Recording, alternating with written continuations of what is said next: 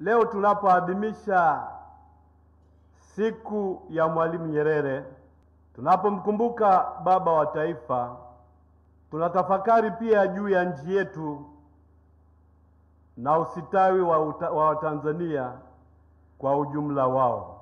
Tunatafakari katika nchi yetu, katika historia yake na masuala ya uchaguzi mkuu. Ndugu zangu, tukio la uchaguzi mkuu ni tukio la kikatiba,